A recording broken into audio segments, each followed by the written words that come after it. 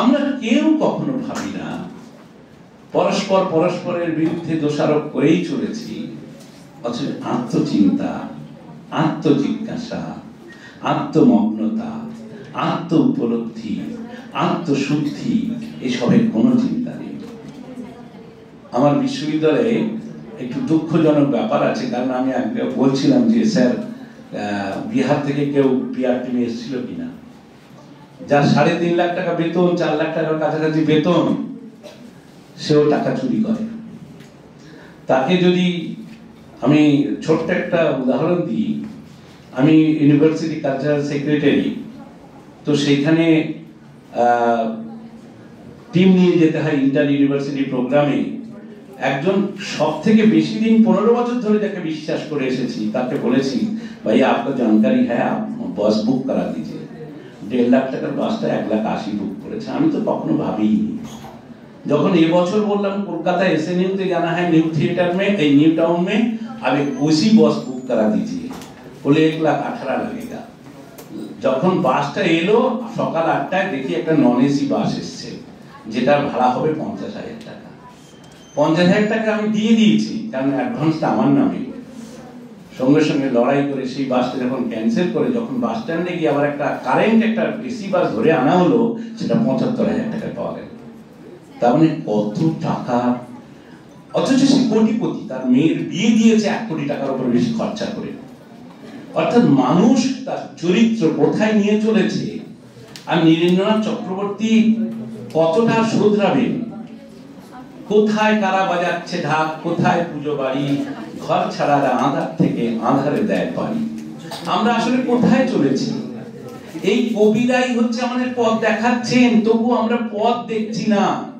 আমরা আঁধার থেকে আঁধারেই চলেছি, কিন্তু তবু আমাদের যে ভেতরের যে চেতনা, ভেতরের যে লালসা, ভেতরের যে উদগ্র কামনা, তা আমাদেরকে সঠিক পথে যেতে বাধা সৃষ্টি করছে।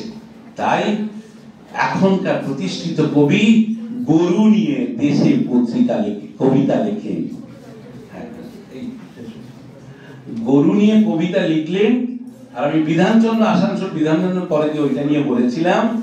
একটা হচ্ছে অভিশাপ কবিতা শ্রীজাত, আর একজন সুবোধ সরকারের গরু বলে একটা কবিতা দেশে বেরিয়েছিল। আমি সেটার একদম বললাম এটাই হচ্ছে রাজসভা কবির কবিতা। তাই আমাদের জীবনটা বেছে নিতে হবে, আমরা কার কবিতা পড়বো। আর এখন সমস্যা হয়ে গেছে, আমরা শিক্ষিত হয়ে গেছি, ফলে আমাদের শিক্ষার আলো দিয়ে বিচার করে নেওয়া উচিত কে কবি। সেই কারণে কবি জীবনানন্দের কথাটা খুব গুরুত্বপূর্ণ। সকলেই কবি নয়, কেউ কেউ কবি। এই প্রশ্নটা নিজের মনের মধ্যে রেখে আপনি কবিতা পাঠ করুন, আর নিজেকে উদ্বোধিত করুন। নিজের মনের মধ্যে যে অভাব আছে সেটা পূরণ করতে পারেন। বহু কবি এখনো কবিতা লেখেন তার আলোকোজ্জ্বল দৃষ্টি নিয়ে।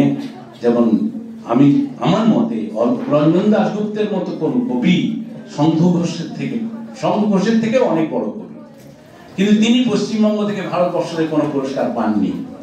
গণেশ বসুর কবিতা যদি পড়েন, তার আঙ্গিক, তার পরীক্ষা নিরীক্ষা, জার্মান কবিতার আদলে বহু আঙ্গিকের পরীক্ষা নিরীক্ষা। কখন কবিতা একটা মেমেন্টোর আকার নিচ্ছে, যাই হোক বললে অনেক সময় নেবে। আজকে আমার ওই বিষয়টা আলাদা। কবিতা আজকেও লেখা হচ্ছে, কিন্তু আমরা কবিদের কাছে পৌঁছতে পারছি না। সমস্ত পাঠক লিটিল ম্যাগাজিনে যাও, তারাই এখনো পর্যন্ত ঘরের খেয়ে বিলেতের মোস্তা দিয়ে কিছু কবিতার ডালি নিয়ে ঘুরে বেড়াচ্ছে। ধন্যবাদ।